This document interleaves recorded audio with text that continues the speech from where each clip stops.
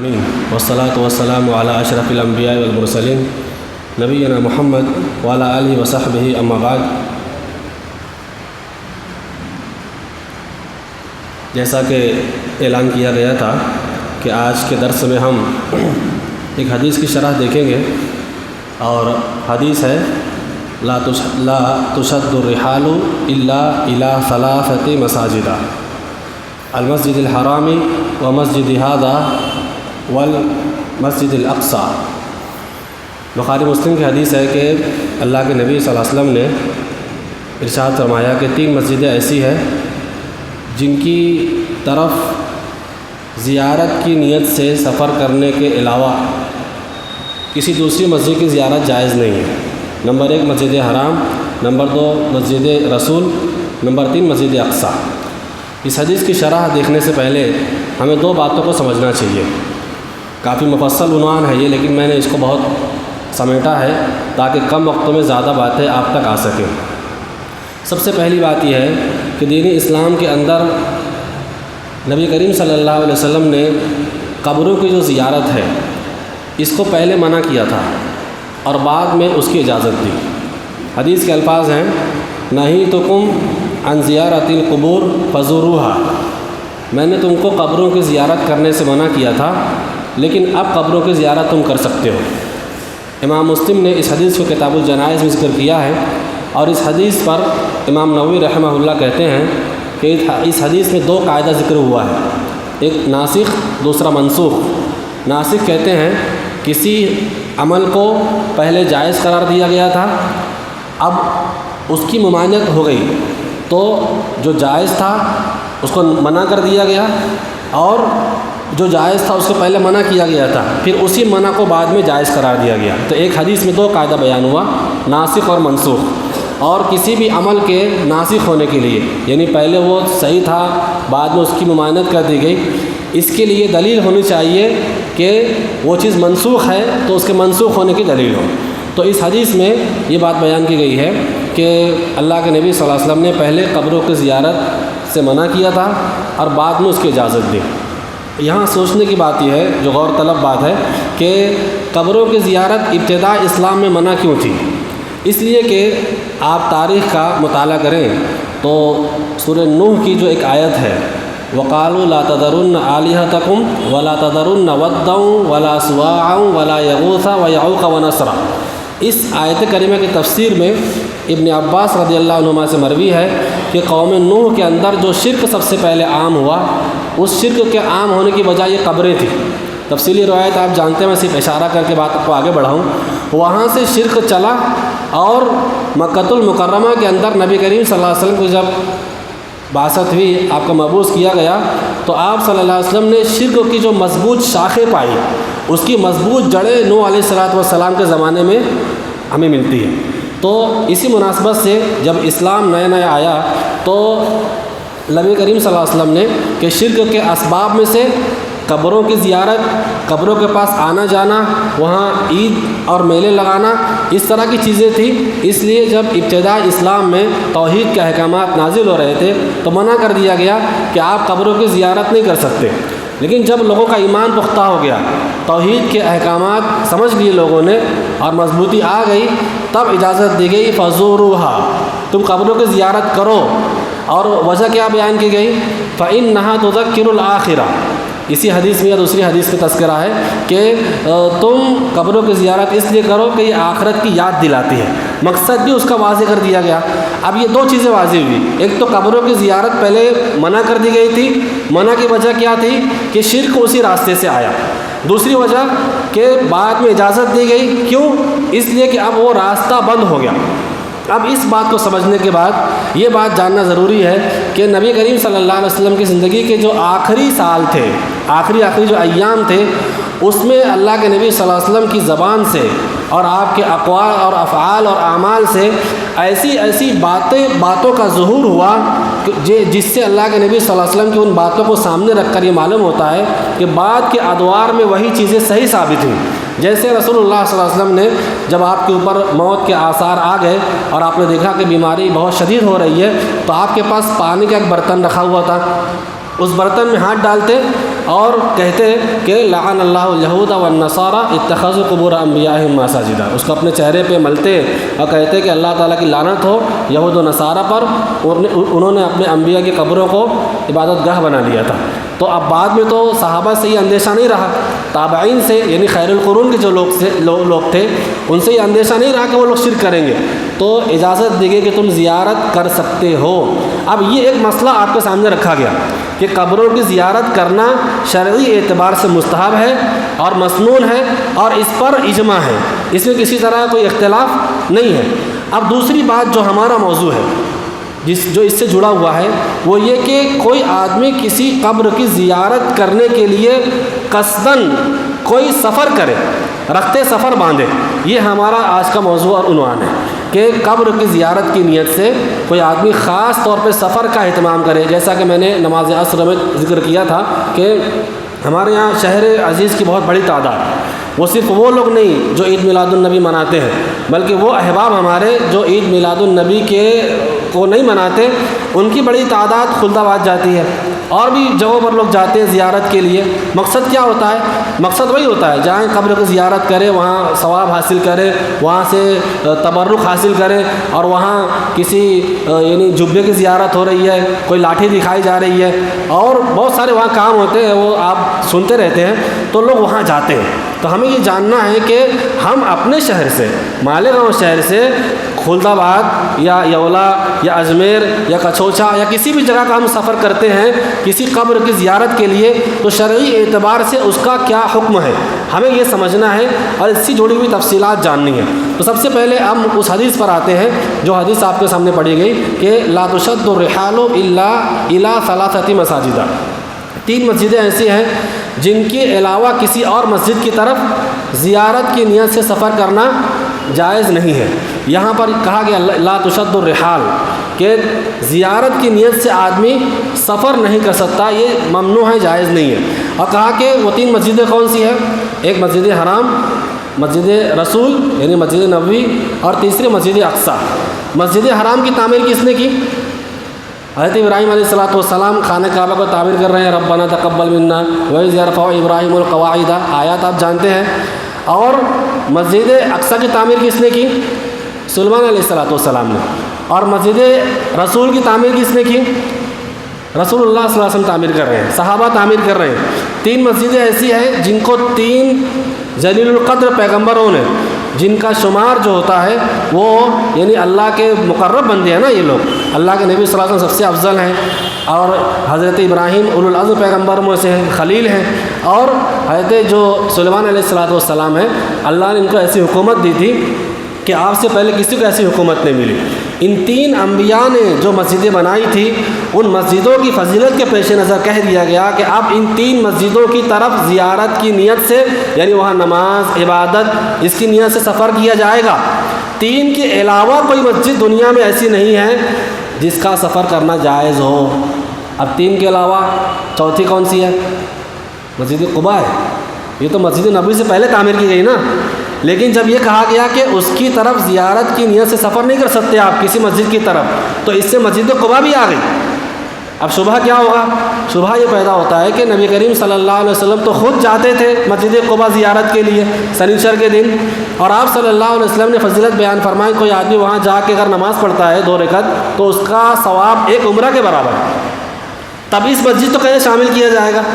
سوال یہ ہے کہ یہاں یہ نہیں کہا جا رہا ہے کہ مسجد قباء کی زیارت وہ آدمی نہ کرے جو مدینہ میں ہے، بلکہ یہاں مالیگاؤں سے کوئی آدمی یہ نیت کرے یا اورنگ آباد سے کوئی نیت کرے کہ وہ مسجد قباء جائے گا زیارت کے لیے، تو یہ سفر منع ہے۔ کیوں؟ اس واسطے کہ رسول اللہ صلی اللہ علیہ وسلم مدینہ کے رہنے والے تھے اور وہ مسجد وہیں تھی، لہٰذا سفر کا سوال ہی پیدا نہیں ہوتا۔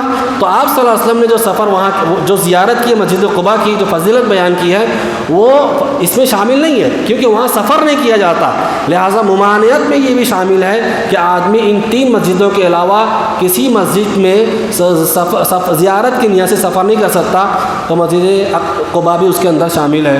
دوسری بات یہ ہے کہ اس حدیث سے صحابہ نے کیا مفہوم لیا، اگر یہ بات ہم سمجھ لیں تو پورا عنوان سمجھ میں آ جائے گا۔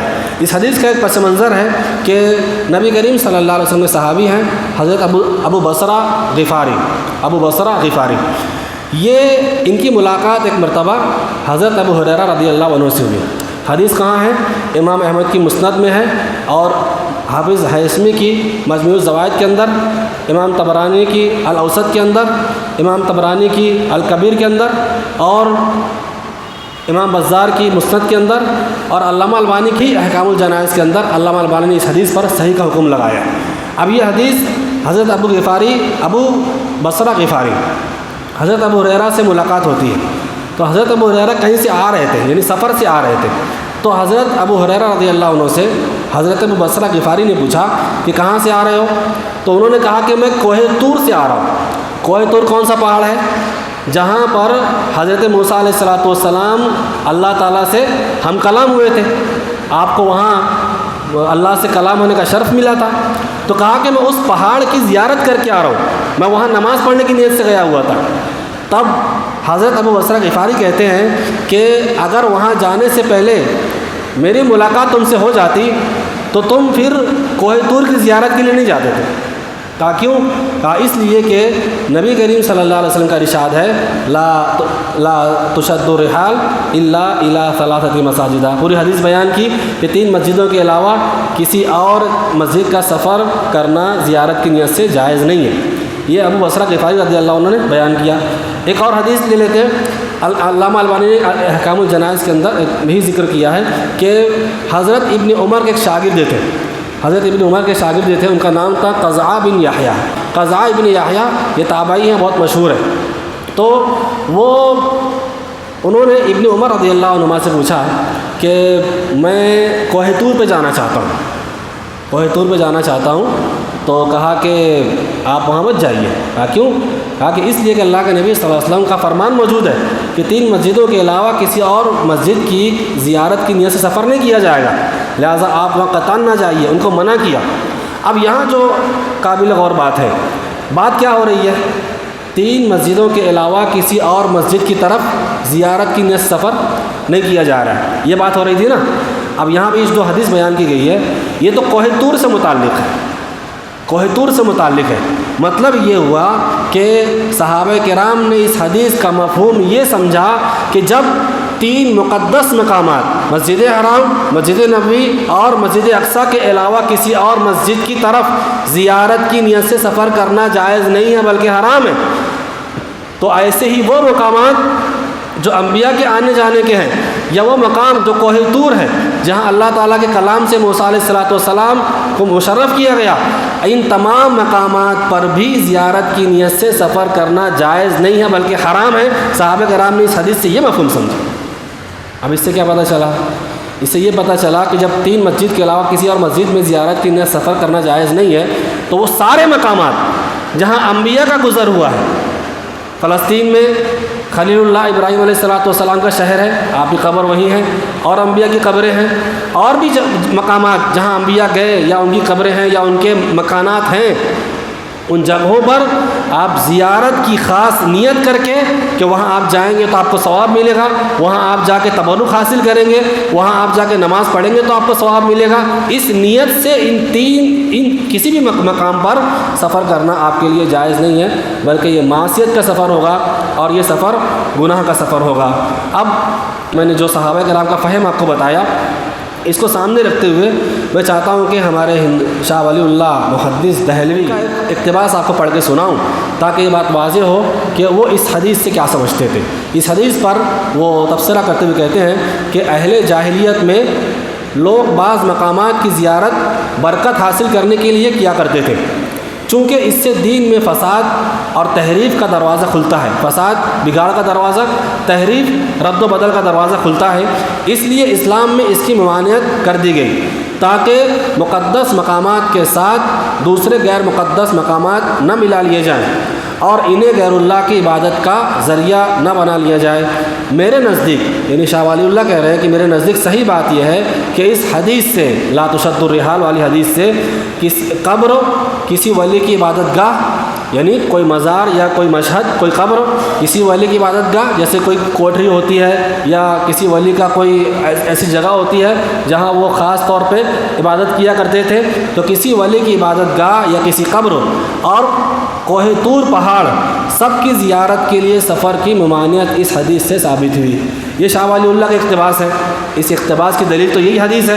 ایک اور دلیل آپ دیکھ لیجئے، اللہ کے نبی فرماتے ہیں، بخاری مسلم کی روایت ہے، قاتل اللہ الیہود والنصارى اتخذوا قبور انبیائہم مساجدا، کہ یہود و نصارہ کو اللہ غارت کرے، یہود و نصارہ کو اللہ غارت کرے کہ انہوں نے اپنے انبیاء کی قبروں کو عبادت گاہ بنا لیا، مسجد بنا لیا، یعنی عبادت کرنے کی جگہ بنا لیا۔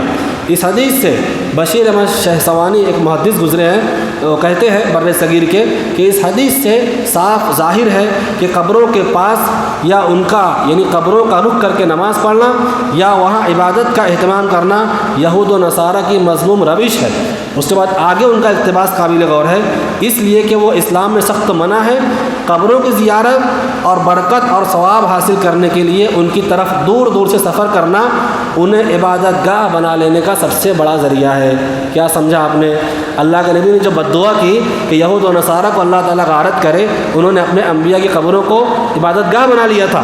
اب اگر کوئی آدمی کسی ولی، کسی بزرگ، کسی نبی، کسی پیر کی قبر کی زیارت کی نیت سے سفر کرتا ہے، چلو گاڑی کر لو، 10 لوگ جمع ہو جاؤ، پیسے جمع کرو، جائیں گے خلد آباد، یا کہیں اور جاتا ہے، وہ اجمیر جا رہا ہے، کشوشا جا رہا ہے اگر، تو وہ یہ سفر کر رہا ہے تو اس کا یہ سفر کرنا اور وہاں جا کے یہ نیت کرنا کہ وہ زیارت کرے گا، نماز پڑھے گا اور وہاں سے برکت حاصل کرے گا، یہ سب اس جگہ کو عبادت گاہ بنا لینے کے مفہوم میں شامل ہے۔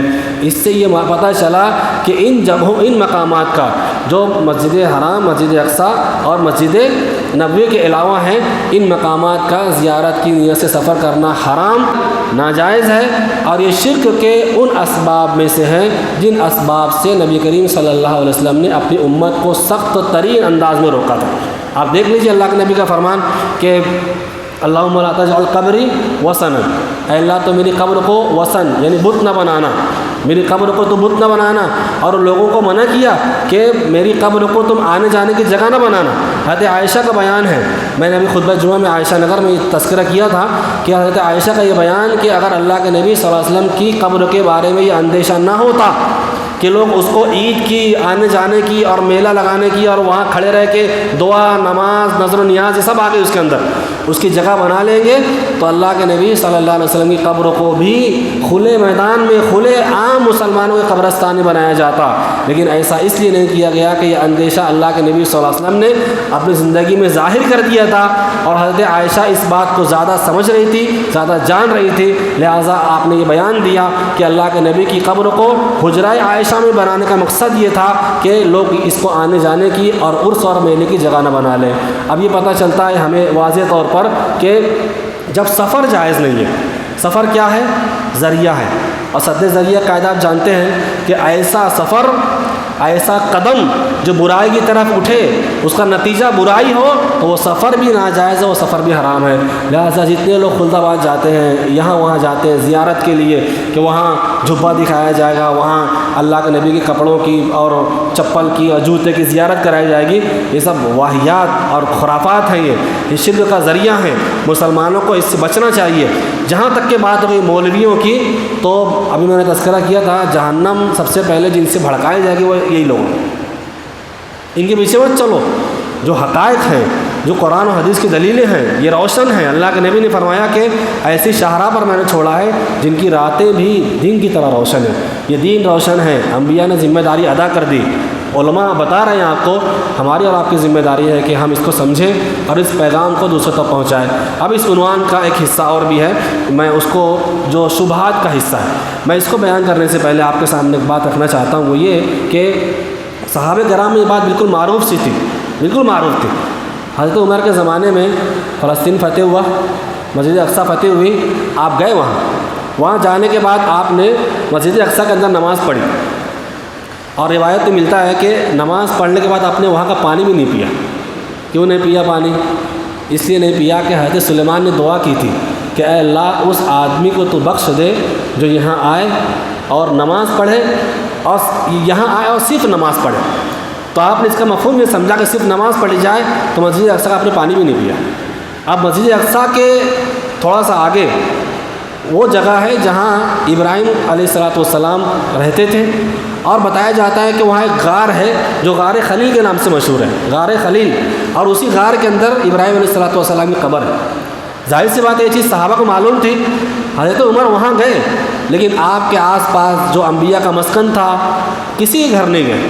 ہمارا لوگ جاتے ہیں تو غار ہرا جا رہے ہیں، غار ثور جا رہے ہیں، تاریخی اعتبار سے آپ جا سکتے ہیں، لیکن اس میں احتیاط یہ ہے کہ انبیاء کے ان مقامات کی، ان جگہوں کی جہاں انبیاء آئے گئے ہیں، آپ ان مقامات پر آنے جانے سے پرہیز کریں، اس سے احتیاط کریں۔ یہ علامہ البانی کا موقف ہے، میرا اپنا موقف نہیں ہے، بلکہ البانی صاحب نے تو بدعت لکھا ہے۔ کوئی آدمی اگر حج کے لیے جاتا ہے، عمرہ کے لیے جاتا ہے، تو ان مقامات کی زیارت کے لیے اس کو نہیں جانا چاہیے، لیکن شاید آپ کی مراد یہ ہو، یا ہم توجیہ کر سکتے ہیں کہ زیارت کی نیت سے یا ثواب کی نیت سے آدمی کو نہیں جانا چاہیے۔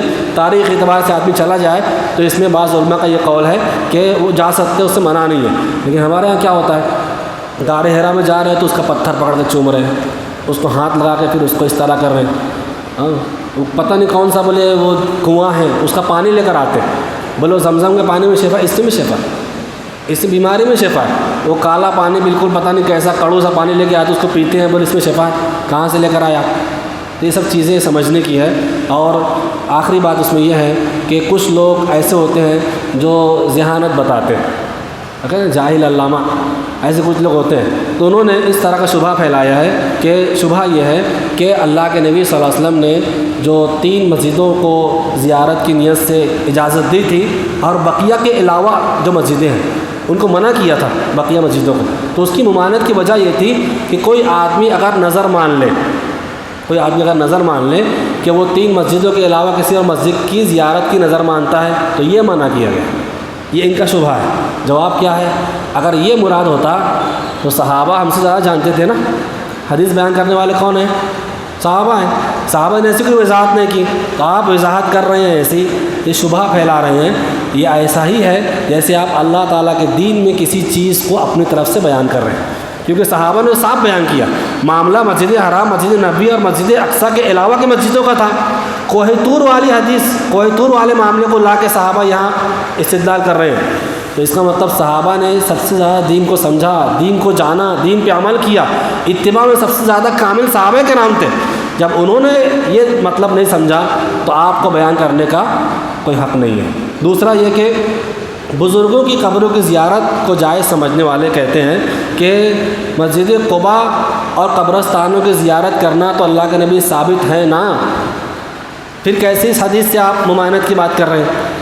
جواب اس کا یہ ہے کہ اللہ کے نبی نے قبروں کی زیارت کی جو اجازت دی ہے وہ مسلمانوں کے عام قبرستانوں کی بات ہے، عام قبروں کی باتیں ہیں، ان قبروں اور ان مشاہد کی بات نہیں جن کو عمارت بنا لیا گیا، لوگ وہاں جا رہے ہیں، کوئی وہاں جا کے بکرا ذبح کر رہا ہے، کوئی وہاں نظر نیاز کر رہا ہے، کوئی وہاں جا کے پیشانی ٹیک رہا ہے، کوئی وہاں جا کے پھول چڑھا رہا ہے، کوئی چادر چڑھا رہا ہے۔ ان قبروں کی زیارت کی اجازت اللہ کے نبی نے قطعاً نہیں دی تھی۔ کیوں؟ قبروں کی زیارت کے استحباب میں یہ چیز شرط ہے کہ وہاں کوئی ایسا کام نہ ہوتا ہو جو شریعت کے خلاف ہو۔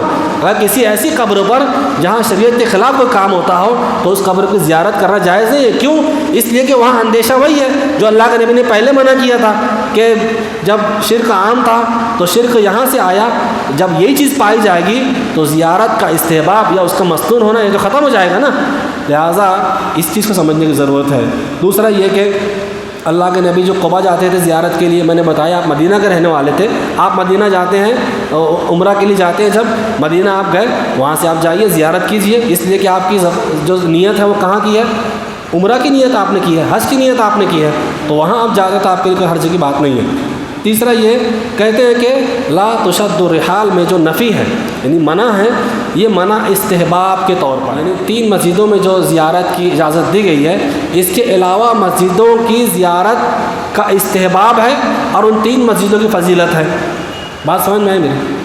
3 مسجد کی فضیلت بیان کی ہے اللہ کے نبی نے، بقیہ میں منع کیا کہ نہیں کر سکتے آپ زیارت کی نیت سے سفر، تو کہتے ہیں کہ یہ منع اس لیے ہے کہ یہ منع مستحب میں آ جائے، آپ کو سمجھانے کے لیے کہہ رہا ہوں، لیکن یہ صحیح نہیں ہے، اس لیے کہ اگر آپ یہ کہتے ہیں کہ یہ استحبابی طور پہ منع ہے تو مطلب اس کا یہ ہوگا کہ اس میں کراہت ہے، اور بتائیے کہ کسی عمل میں کراہت ہو تو شریعت اس کو جائز قرار دے گی؟ نہیں قرار دے گی۔ بھئی اطاعت اور عبادت یہ اللہ کے تقرب کے لیے کیا جاتا ہے. اگر کسی اور مسجد کی زیارت جائز قرار دیتے ہیں آپ تو یہ ایک عبادت کی شکل ہے, اطاعت کی شکل ہے. اور اطاعت اور عبادت میں کراہت کہاں سے؟ تو جس میں کراہت ہو وہ صحیح نہیں ہوگا. لہٰذا یہ جو مغالطہ ہے یہ بھی بودا ہے, کمزور ہے, اس میں کوئی حقیقت نہیں ہے.